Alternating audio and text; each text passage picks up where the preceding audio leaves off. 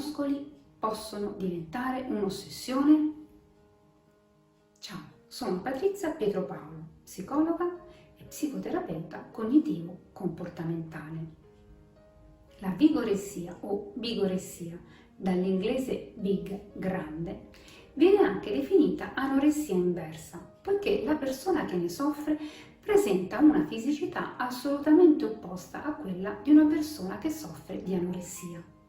Si tratta anche in questo caso di un disturbo dell'immagine corporea, spesso detta dismorfia muscolare, che si caratterizza nello specifico per una continua preoccupazione che sfocia poi nell'ossessione per la propria massa muscolare, tutto quello che la ricerca dell'incremento della massa muscolare porta con sé, quindi l'allenamento, la dieta e via dicendo. La persona affetta da vigoressia, nonostante si dia tanto da fare per costruire la sua massa muscolare perfetta, ed in genere per perfetta si intende in questo contesto grande, non arriva mai al traguardo. Qualunque sia il risultato che raggiunge, non è mai sufficiente. Per cui questi soggetti, che in genere sono uomini, anche se delle volte il problema potrebbe colpire anche le donne, si vedono sempre troppo magri o esili, oppure invidieranno chi presenta una muscolatura più grossa, per cui ci saranno allenamenti sempre più massacranti, diete sempre più restrittive, regole sempre più ferree, magari anche assunzione di farmaci più o meno legali, arrivando anche poi a mettere a rischio la propria salute. Ma qual è il campanello di allarme? Quando devi preoccuparti? Ecco i sintomi ai quali devi prestare attenzione. Ti osservi in continuazione specchiandoti e poi specchiandoti ancora, magari assumendo pose che fanno risaltare i tuoi muscoli. Vai in palestra e ti guardi intorno per confrontarti con gli altri, magari provi anche un certo disprezzo per quelli che definisci secchi, cioè quelli che hanno un fisico normale infine e non hanno una muscolatura ipersviluppata, mentre guardi che è molto più muscoloso pensando che tu purtroppo non sei ancora come lui. Ti senti poi in ansia e stressato se non vai in palestra, se non ci stai per diverse ore, oppure non mangi quella che a tuo insindacabile giudizio è la giusta dose di proteine. Dedichi poi il tuo tempo e anche le tue risorse economiche alla frequentazione di centri fitness e palestre, all'acquisto e alla lettura di testi che parlano di allenamento, oppure frequenti gruppi online pieni di persone che hanno il tuo stesso interesse, questo, i muscoli. Assumi farmaci non necessari e magari anche potenzialmente dannosi come gli anabolizzanti per potenziare ovviamente la tua massa muscolare, o comunque fai uso di tutta una serie di integratori che ti promettono di svilupparla. Ovviamente parliamo di un uso smodato. Ed infine niente per te è più importante quanto raggiungere la muscolatura perfetta, che in genere per te vuol dire grossa, e per seguire questa tua ossessione trascuri tutto il resto, per cui la tua vita sociale, familiare e lavorativa ne risentono. Ma dunque, da cosa deriva questa tua ossessione? In genere si concorda nel pensare che alla base del disturbo ci siano fattori diversi di tipo psicologico in primis, ma anche sociale e infine biologico.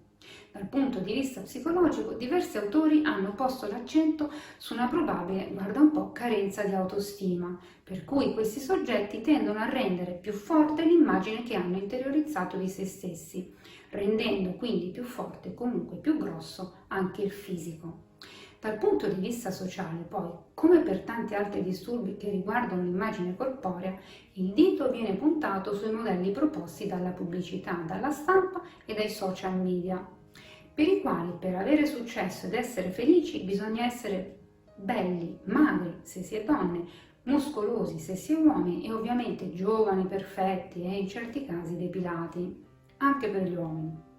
Come ho spiegato nel video precedente sull'ortoressia, anche chi ha problemi di vigoressia difficilmente si rende conto del problema, tutto preso dal suo mondo fatto di palestra, diete e integratori. Per cui il primo passo da fare è rendere la persona consapevole dell'esistenza del problema e del fatto che la sua vita non è equilibrata e che anche la sua salute, in particolare se fa uso di sostanze, è a rischio. Gli amici possono essere quelli che si accorgono del problema e cercano di farlo presente, ma anche loro spesso subiscono l'influenza di una certa cultura, per la quale quando si vede un individuo muscoloso si pensa in automatico che sia sano. Per tutti, condizionati come siamo dalla cultura dominante, appare difficile accettare l'equazione muscoloso malato, mentre viene spontaneo accettare l'equazione contraria, muscoloso sano, anzi molto sano. Oltretutto, se chiediamo qualcosa a una persona vigoressica, ci risponderà a chiare lettere che andare in palestra fa bene, che in palestra completa se stessa, ma ovviamente è una questione di misura. Vedere un vigoressico dallo psicologo quindi non è frequente, soprattutto se confrontiamo il numero dei vigoressici esistenti con il numero dei vigoressici in terapia. La buona notizia è che per il soggetto che decide di entrare in trattamento ci sono buone possibilità di guarigione. La base della terapia è far comprendere al paziente i pensieri distorti che sottostanno al suo comportamento. Grazie poi alla ristrutturazione cognitiva, i pensieri disadattivi diventeranno più adattivi e di conseguenza anche i comportamenti emessi saranno più funzionali.